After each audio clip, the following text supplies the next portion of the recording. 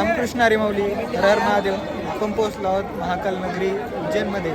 तर चला, आता दुपारचे 3 वाजले आहेत. आपण आता दर्शन घेण्यासाठी रांगेमध्ये लागतोय.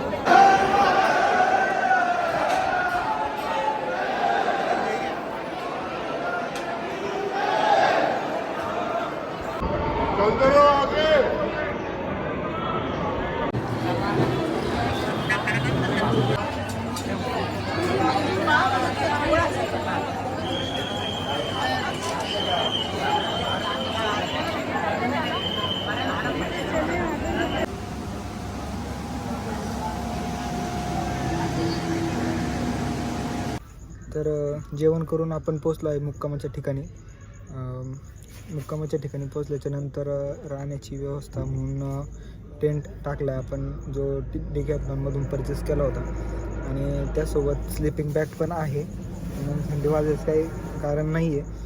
आणि सांगायचं म्हणजे प्रवासाला झाले आज 3 ते 4 दिवस, पण 3 ते 4 दिवसापासून कुठं ना कुठं तरी व्यवस्था होतच होती.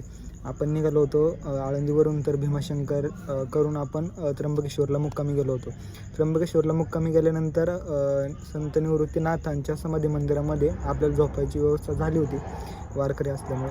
त्याच्यानंतर तिथून पुढे इकडे मालेगावला चंदनपुरीमध्ये आपण थांबलो होतो. तर तिथं ते जे पुजारी होते, तर त्यांनी थोडीशी विचारपूस वगैरे केल्याच्यानंतर त्यांना मी सांगितलं की 12 मल्हार वगैरे आम्ही मागच्या महिन्यात मी आणि माझ्या एका मित्राने केले होते. महाराष्ट्रातले 7 आणि कर्नाटकमधले 5 हे सगळे टोटल 12 खंडोबाचे देवस्थान, म्हणजे जसे महादेवाचे 12 ज्योतिर्लिंग आहेत, तसंच खंडोबाचे सुद्धा 12 ज्योतिर्लिंगापैकी 12 मल्हार असं म्हटलं जातं त्यांना.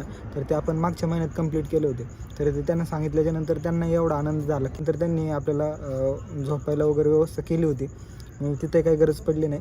त्याच्यानंतर ओंकारेश्वरला, म्हणजे काल रात्री ओंकारेश्वरला त्या एका ठिकाणी राहण्यासाठी जागा होती, पण मग आथरायला आणि पांघरायला काही नव्हतं. तर त्या ठिकाणी आपण स्लिपिंग बॅग काढली होती रात्री, आणि रात्री काही टेंट टाकायची गरज लागली. त्याच्यानंतर आता उज्जैन करून आपण इकडे एक 60-70 किलोमीटर अलीकडे आलो असेल.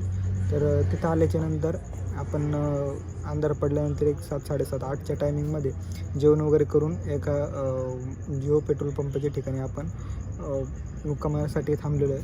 त्यांना विचारून वगैरे त्यांना विचारल्यानंतर ते म्हटले ठीक आहे थांबा, म्हटले काय अडचण नाही. इथं थांबल्याच्यानंतर आता टेंट वगैरे लावला आहे. टेंट वगैरे लावल्याचं पण व्हिडिओ बनवला आहे, तोही बघा. आणि त्याच्यानंतर आता विश्रांती घेतो. तर जवळजवळ 9:30 पावणे 10 वाजत आलेले आहेत. ठीक आहे, चालेल. तर आपण आता आराम करूयात आणि आपण भेटूयात उद्याच्या ब्लॉगमध्ये.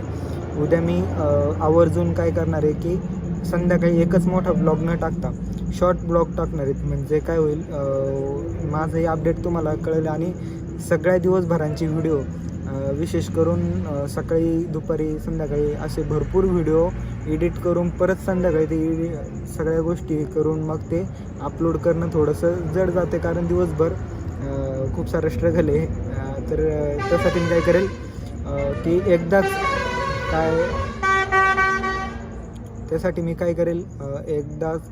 ज्या आपले मिनी ब्लॉग आहेत ते अपलोड करत राहील दिवसभरामधून 1-2 काय 2-3 होतील त्या हिशोबानुसार. तर ठीक आहे, चला आपण आराम करूयात आता आणि भेटूया उद्याच्या ब्लॉगमध्ये.